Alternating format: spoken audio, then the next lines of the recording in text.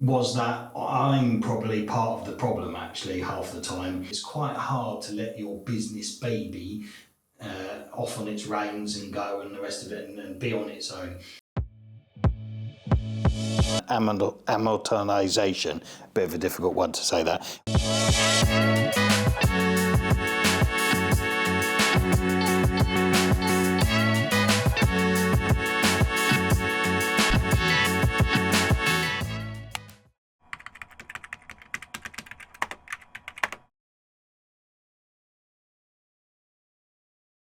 So as you know, I've been doing a bit of remote working over the summer holidays. It's been very fortuitous for me because I've been in a lucky position where primarily most of my work relies upon connection to the internet.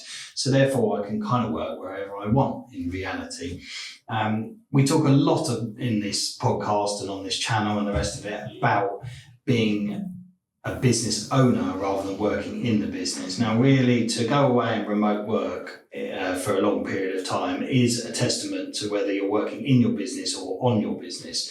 Because I'm not overly reliant. I still need to keep hold of or keep in touch with my kind of key members of staff and management team, but I'm not really involved in the kind of day-to-day running per se. That has allowed me essentially to be able to go and work remotely and not really have to be in the offices or anything. So you need to get your business into that kind of state where actually, A, you can work remotely, but B, you have a good team around you that are going to be able to deal with the day-to-day running, the kind of shop floor stuff, customer facing bits.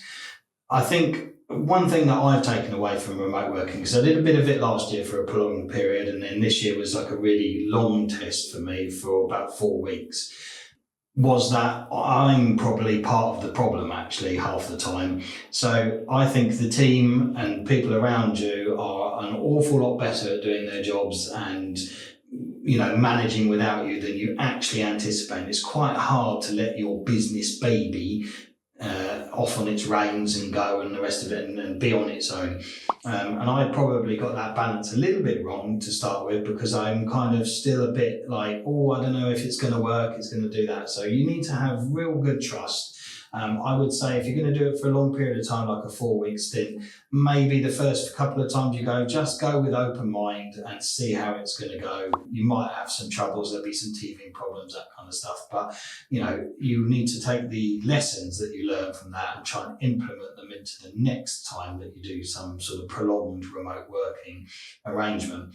My other key tip would be to try and condense any working that you're doing into certain periods, especially if you've got a family. I'm guilty of that. I just accept anything that comes my way when perhaps really I should try and condense it into a period of time, like a time slot, maybe like AM or PM only and that sort of thing. So you then have the rest of the day uninterrupted. Again, part of teething problems and the rest of it. And so the second part of my remote working was slightly different to the first part, where I'd learned those lessons and I was trying to condense stuff into just a PM an AM slot for me personally. Time difference is a thing. I was only an hour difference, but obviously when I'm working at 8 o'clock in the morning, that's 7 o'clock in the morning here. So for the first couple of hours, it's wonderful because there's no interruptions, nobody phoning me, no one's emailing, no one's replying to anything, because of course it's very early here.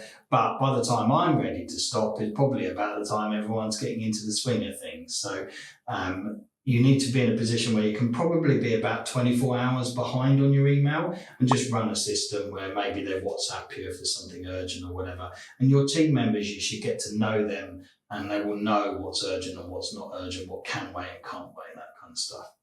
And then really, I suppose the big thing is prepping for when you return, really.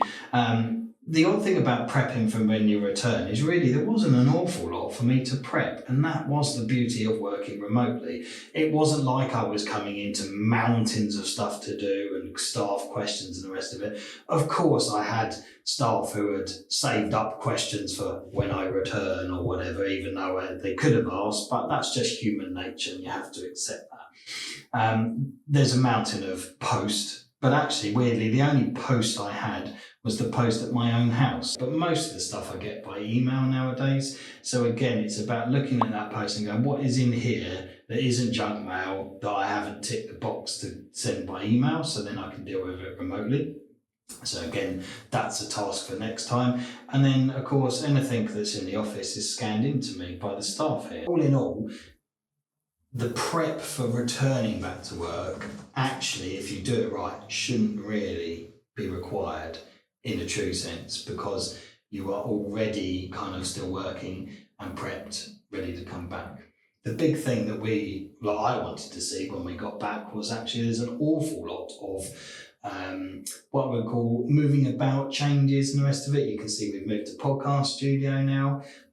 We've had painting, decorating done. We moved in the offices. We're looking at some other space over in Eastbourne and the rest of it.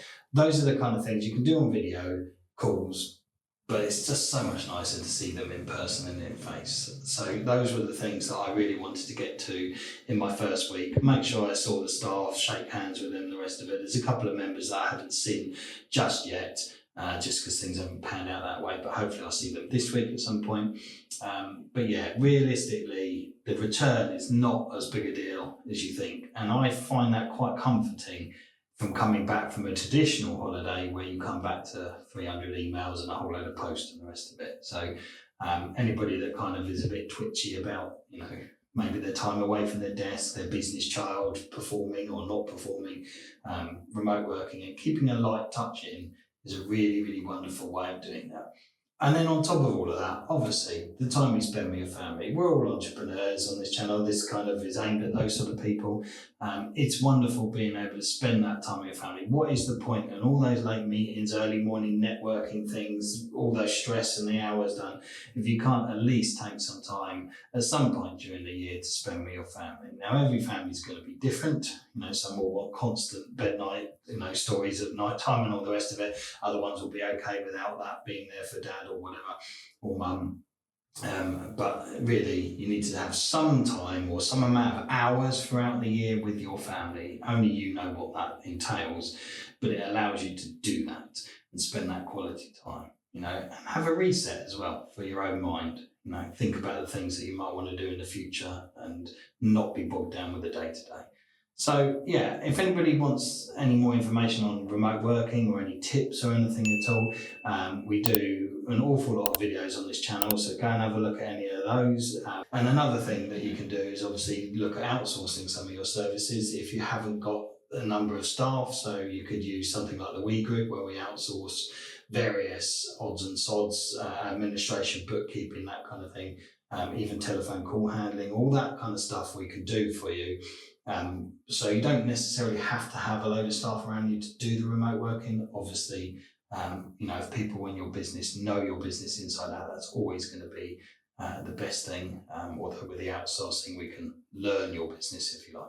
So just some quick tips if you haven't got yourself organised for when you return back to work from a long period of time, whether that's a week's holiday, 2 weeks, or you've had a longer period, remote working, whatever, is really the number one key tip is not to panic and literally try and sort through your stuff and put it into some sort of priority order. There's nothing worse than just trying to tackle things by date order, because some things might have been gone, done, finished. Some other things might be really super urgent but only came in yesterday. So first of all, get a priority. If you can get someone to do that before you come back, even if they've got it a little bit wrong, it's going to save you a bit of time getting that ready. So that's my number one tip. My second tip is to make sure, if you're a manager, go around and see all your staff. Make sure that you see them, you say hello to them, you phone them, whatever you need to do to them. Make sure they know you're back from holiday. Often people won't know you're back from holiday, especially if you haven't spoken to them too much whilst you're away, if you're kind of remote working. But if you have had a holiday, and it's always lovely to talk to people, they always ask you how your holiday is. It's a nice kind of way into it. They've probably got a holiday coming up, all that kind of stuff. So it's good camaraderie with your colleagues to do that. And then the final thing is really things like post. I know we get less and less posts nowadays, but again, a bit like your emails, put them into some sort of priority order. If you can get someone to open them, scan them into you, then they're far easier for you to read. And you can catch up with all of that stuff. And then really what you need to do is look at what kind of post you're getting and see if any of it can come in remotely. So you've got one less avenue of things to deal with. You've kind of only got it electronically rather than like an analog system or whatever. So those are kind of 3 key tips really to when you return to work. Perhaps you haven't kind of kept on top of it, or you wanted to just completely disconnect and you've come back to whatever bedlam was presented to you. So hopefully that's been really useful to everybody. Yeah, I'm back in the UK now, and yeah, looking forward to doing some more content for you guys and getting to sort out the various offices. We've got some opening parties coming up, all that kind of stuff. So yeah, the rest of 2024 should be good.